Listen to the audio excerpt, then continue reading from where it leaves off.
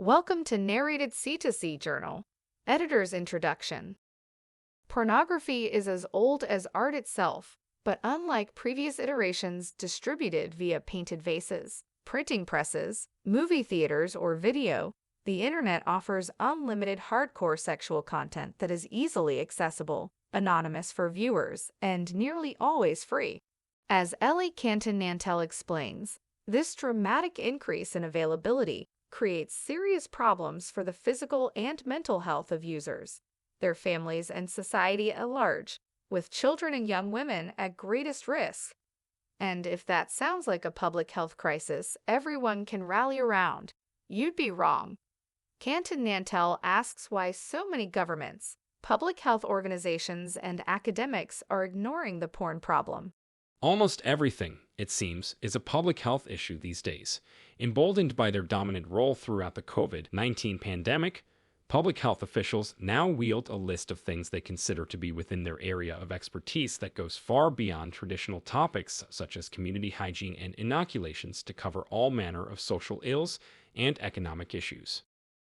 The Public Health Ontario web portal can be considered representative of this ever-expanding point of view. Type almost any topic into the search bar and the results provide a long list of documents and websites offering advice, explanation, and direction from the public health community. This includes pressing health concerns about influenza, monkeypox, and sexually transmitted infections. Also well represented are terms such as cannabis, opioids, alcoholism, and street drugs. Many topics that might not be immediately associated with public health, such as gambling, climate change, racism, income inequity, hate, and misinformation, also yield pages and pages of hits. Even hoarding has apparently become a public health issue. Yet there is one topic the public health community apparently considers entirely outside its capacious area of concern. Plug the terms porn or pornography into Ontario's public health search engine and you get no results.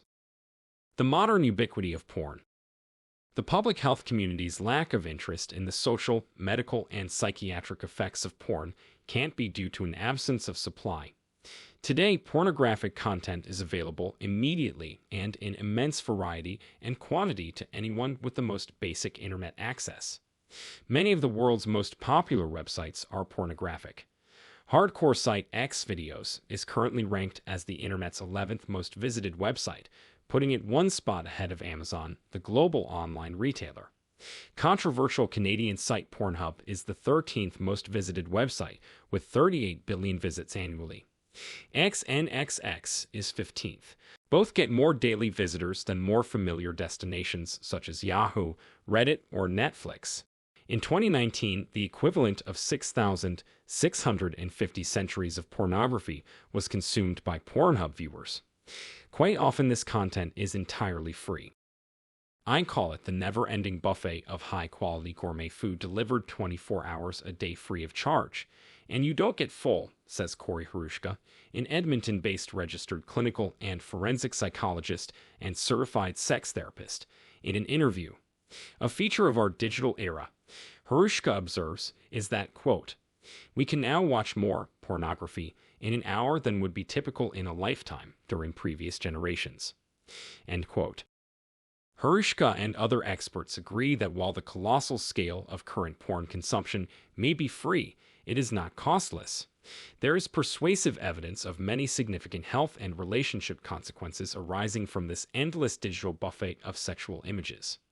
The victims include not only the many deliberate adult consumers of porn, but nearly everyone else caught up in its web, from unwilling subjects of porn videos to families of porn users to innocent children who have the misfortune to stumble upon graphic sex videos in the absence of parental supervision. Given such a wide range of issues affecting the mental and physical health of so many Canadians, it seems legitimate to ask, how can this not be a public health issue? The addiction effect.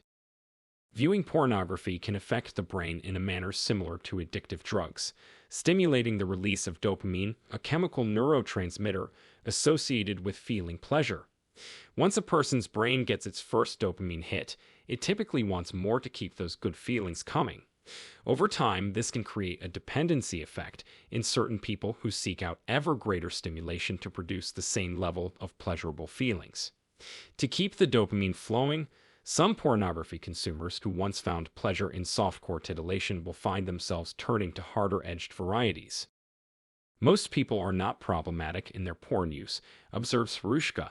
He continues, saying, quote, "They can manage it, and it's not really an issue. But when you start getting that hook, then you start seeing more problematic behaviors." End quote. Estimates vary for how many porn users can become hooked in this way, but credible evidence from Australia suggests around 1% for women and 4.4% for men. And while some researchers use quote-unquote porn addiction to describe this process of escalating, habit-forming porn use, Hrushka prefers a strict definition of addiction that is limited to substances capable of directly altering a brain's chemistry, such as alcohol or drugs. That's not the case with pornography, video games, or other compulsive behaviors. He notes, quote, "Technically, it's not an addiction, it's a disorder." End quote. Whatever we call it, the effect can be devastating. Hrushka says he's had adult patients who, quote, "go home on Friday night and watch 8 to 18 hours of porn. I've had people binge the whole weekend." End quote. Others will watch porn 9 or 10 times per day, every week. For the still developing brains of teenagers, this magnetic habit-forming effect can be even more extreme. Hrushka says, quote, "As soon as you give them an iPad, on the count of 10, they're on the porn sites, and they're hooked." End quote. Reduces performance. According to the British Pornography Research Hub, Your Brain on Porn, an array of academic work, links viewing pornography to poor mental and emotional health.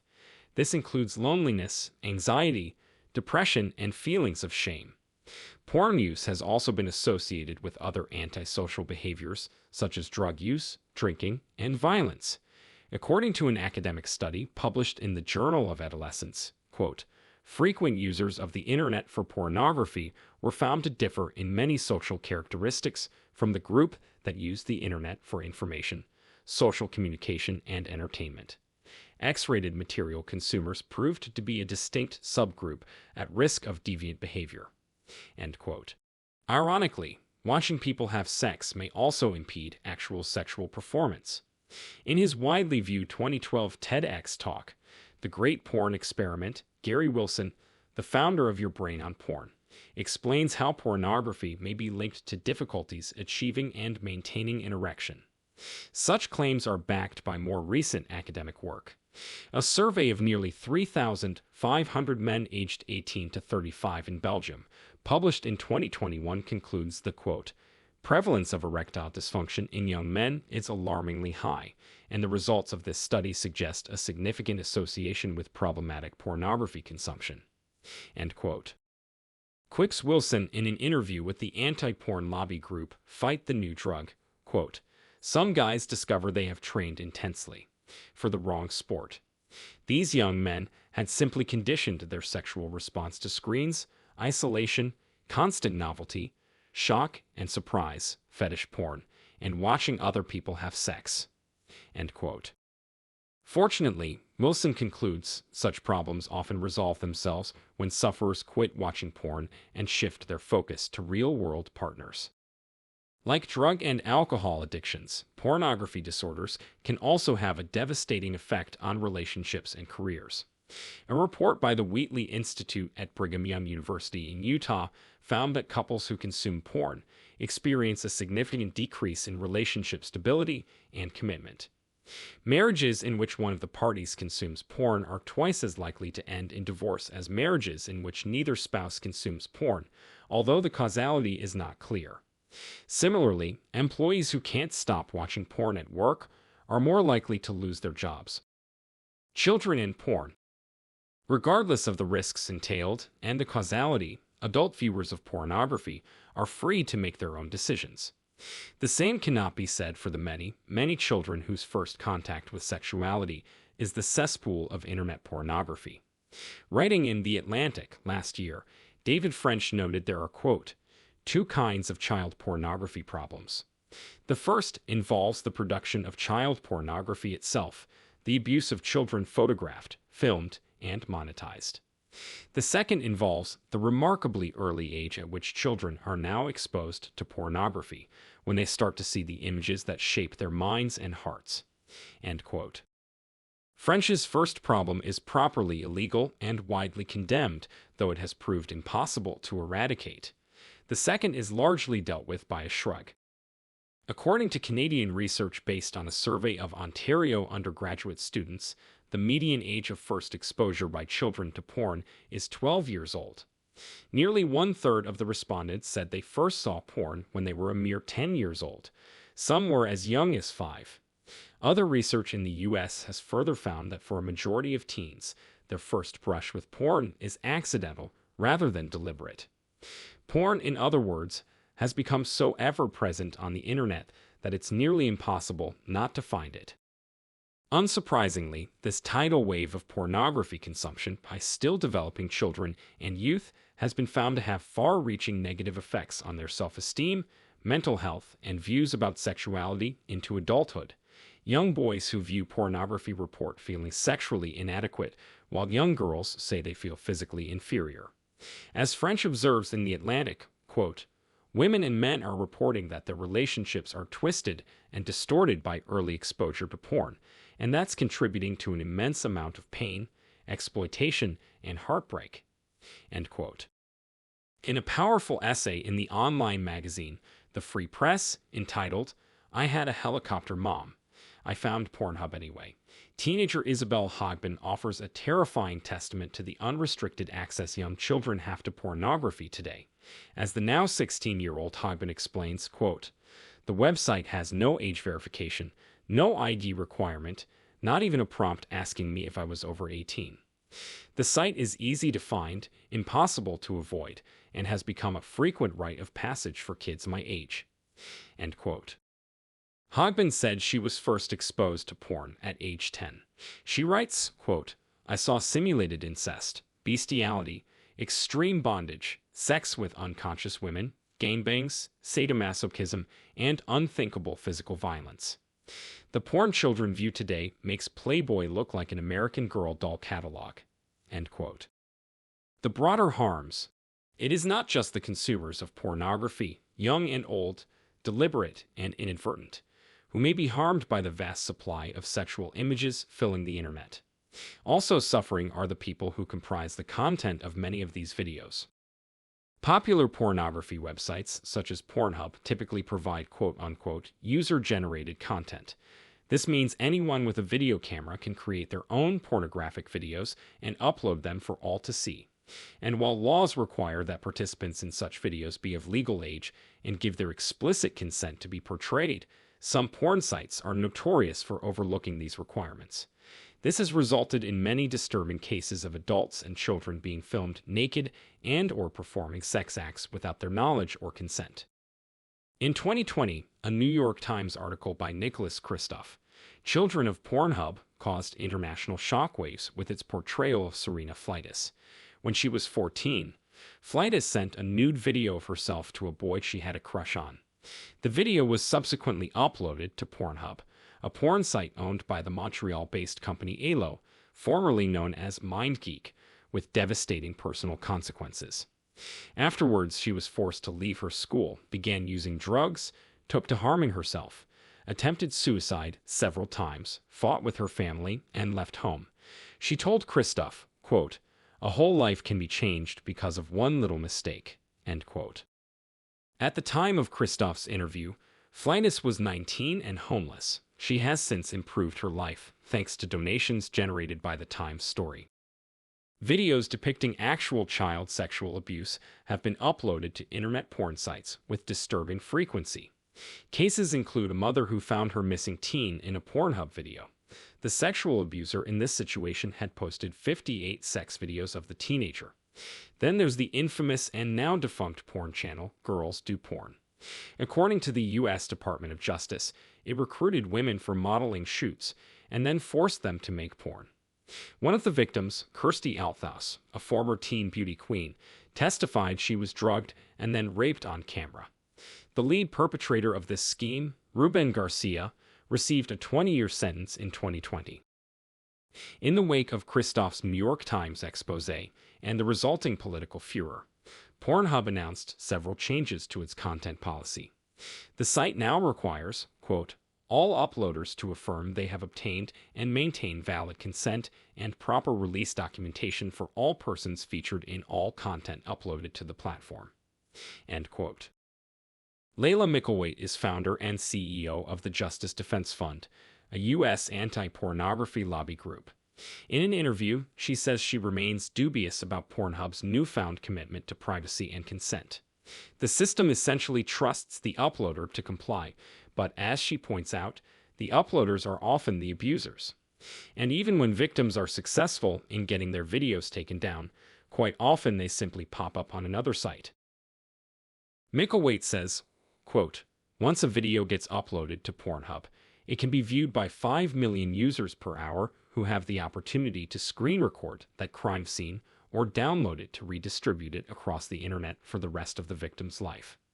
The victims call this the immortalization of their trauma, and they can spend the rest of their life trying to get their abuse videos taken down. End quote. Micklethwait has launched the hashtag Trafficking Hub campaign to bring attention to the issue of sex trafficking on Pornhub. She says, quote, I discovered quickly that Pornhub wasn't a porn site, it was actually a crime scene, and I felt compelled to sound the alarm on what I had discovered. End quote. What can be done? Despite widespread evidence of harm, pornography has been part of humanity's artistic output since the origin of graven images. This eternal presence, plus the free speech rights of Canadians, and the great difficulty in drawing a clear line between eroticism and pornography, means it is not feasible to discuss an outright ban on porn. It is never going away. Even Hrushka, whose psychologist's practice puts him in regular contact with people suffering from all manner of pornography disorders, opposes a ban. He says, quote, I don't have an issue with porn in the general sense. I am a proponent for healthy sexuality. End quote.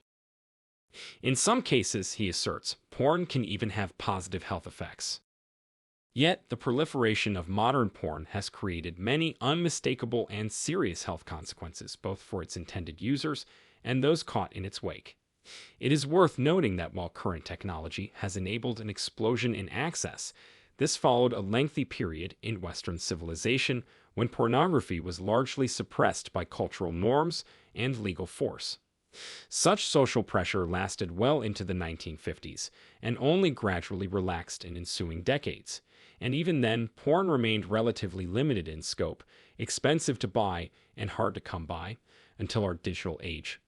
The issue at hand is thus how modern society can best manage the many negative outcomes arising from the peculiarities of online porn. A good place to start would be for Canada to begin treating online porn as a matter of public health. This has been the approach of several U.S. states, as well as some European countries. Like other legal substances or activities that bring pleasure but also entail risks for individuals and society, including gambling, alcohol, tobacco, and cannabis, adopting a public health stance would recognize that consenting adults have a right to access pornography if they wish. But by the same token, society has a stake in recognizing the problems it can cause, especially for vulnerable groups. Canada, for example, strongly enforces smoking, gambling, and alcohol age limits. Why should porn be treated any differently? Quite simply, pornography should not be accessible to underage children. Neither should we tolerate without response other serious concerns such as sex trafficking or grotesque privacy violations that can afflict young women. And we should make sure that anyone suffering from problematic porn use knows how and where to get help. There are solutions to all of these issues. Out of the hands of children. Curtailing online access to porn by children is not impossible, even if it might be technically complicated. Bill S-210, an act to restrict young persons' online access to sexually explicit material, was introduced by Quebec Senator Julie Meville-Deschênes earlier this year and would make it a crime to allow minors to access porn and mandates that porn sites verify the age of users. It proposes fines of up to $250,000 for the first offense. The bill has passed the Senate and now sits with the House of Commons. Mavildeshin's bill is similar to laws passed in several U.S. states, including Texas, Virginia, Arkansas, Louisiana, Montana, Mississippi, and Utah, with apparent success. In Louisiana, for example, Pornhub's traffic dropped by a reported 80% following the requirement of age verification. Pornhub has also pulled out of Utah, Mississippi, and Virginia altogether, meaning residents can no longer access its content. Germany, France, and the UK are also pushing porn sites to do more to verify the age of viewers. Critics of these bills often point out that people can use workarounds, such as virtual private networks, to circumvent geographical limits or age verification laws. Overly strict age verification procedures can also hinder adult access to such sites or result in users handing over their personal information to porn providers. While all this may be the case, the need to limit children's access to porn remains paramount. That some inventive teens may use fake ID to buy cigarettes or booze doesn't obviate the need for minimum age laws in those areas, nor negate the benefits of protecting most teens from easy access. Adult issues. Many people are simply not aware of the harms arising from porn. Better public information could help change that. An example is a 2020 Utah law requiring porn sites to post warnings explaining how pornography can harm minors. While the adult film industry complains that such labels are an infringement on rights to free expression under the U.S. Constitution's First Amendment, smokers have been looking at health warnings on their cigarette packages for decades. From this perspective, labeling should not be particularly controversial. Porn sites could also be required to provide resources designed to help those struggling with compulsive use. This is also not a novel concept. Online sports gambling and casino sites in Ontario, for example, are required to, quote-unquote, create initiatives that prevent problem gambling and promote responsible gambling in advertising and marketing. Similar warnings and links can be found at online cannabis stores and liquor outlet websites, such as Wine Rack or Quebec's SAQ. For Rushka, porn warnings could become a way to encourage people to seek help. He notes, quote, many people have benefits at work. If they need to go to their psychologist, they can get it covered. But a lot of the time, they don't know that. End quote. Fighting porn's effects on sex trafficking and abuse of privacy are other areas in need of greater attention. The 2021 report, Ensuring the Protection of Privacy and Reputation on Platforms, such as Pornhub by the House of Commons Standing Committee on Access to Information, Privacy and Ethics, made 14 recommendations in this area, including making porn sites liable for the material they post and requiring that platforms verify the age and consent of those depicted. Conservative MP Arnold Viersen subsequently introduced Private Members Bill C-270, the Stopping Internet Sexual Exploitation Act, to give these recommendations the force of law. If passed, the bill would require porn sites to obtain confirmation from porn producers that those in the material are over the age of 18 and that they've consented to the publication of the content. It would also ban the distribution of the material if consent has been withdrawn. When Viersen introduced an earlier version of his bill, it was endorsed by a wide variety of anti-sex trafficking and women's groups. Curiously enough, it was also criticized by a trio of feminist academics from the University of Toronto, University of Calgary, and Memorial University. They claimed his bill was unnecessary, since sex trafficking is already illegal. Further, the academics argued it would somehow adversely affect female porn performers. Viersen's bill, they said, quote, fails to recognize the high standards of consent established by porn industry professionals and activists. End quote. Based on the evidence to date, putting such trust in the porn industry seems entirely misplaced. The anti-public health pushback. Despite wide-ranging and convincing evidence of many physical and mental health problems arising from online porn abuse, there remains a strong and puzzling resistance to declaring porn a public health issue, predominantly from feminist academia. Such arguments are typically not based on an absolutist view of free speech, but rather appear to be driven by a political reaction to anything perceived as a conservative perspective, plus relentless advocacy for the paramountcy of sex worker rights above all others. Two of the three academics mentioned above, Rebecca Sullivan, a feminist media and cultural studies professor at University of Calgary, and Valerie Weber, a postdoctoral fellow at Memorial and former adult industry, i.e., porn worker, also argued against an earlier House of Commons motion put forward by Viersen that brought attention to quote-unquote the public health effects of online, violent, and degrading sexually explicit material of children, women, and men.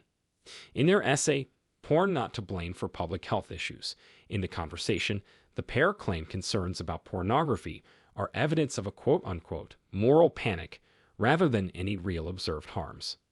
To this end, they dismiss nearly all arguments regarding porn's negative effects as fabricated religious nonsense. As for claims from conservative politicians that imposing age verification requirements on porn sites would protect vulnerable children from accessing the content within, they retort that this is a quote-unquote simplistic statement to silence criticism, without ever dealing with the actual underlying issue. That impressionable 10-year-olds are stumbling upon hardcore sex acts on their home computer is of no apparent concern. What is of great concern to Sullivan and Weber and other pro-porn campaigners is that any legal strictures placed upon the production or distribution of pornography could be detrimental to sex workers and the porn industry at large. Efforts that seek to treat, investigate, or limit the harms caused by porn, the pair argue, quote, can have significant consequences for how sexual health is publicly supported, including sexual health curricula, access and privacy rights, research support, and professional training. End quote. Further, they claim, it impairs feminist and LGBTQ rights and sex positivity in general. Invoking such rights has apparently become a trump card against calls for any restraint in how online porn can be accessed and by whom. In tacitly siding with this argument by studiously ignoring the issue, the public health community is doing a grave disservice to the public they are supposed to serve. Why do some people cling to the notion that porn is a destructive force on the health of the nation? Sullivan and Weber ask, perhaps because it is. Elie Cantin-Nantel is a journalist with True North and an undergraduate student at the University of Ottawa. Don't forget to check out our website c2cjournal.ca for more stories. You can also sign up for our weekly newsletter. Follow us on Facebook, Instagram, and Twitter for the latest news.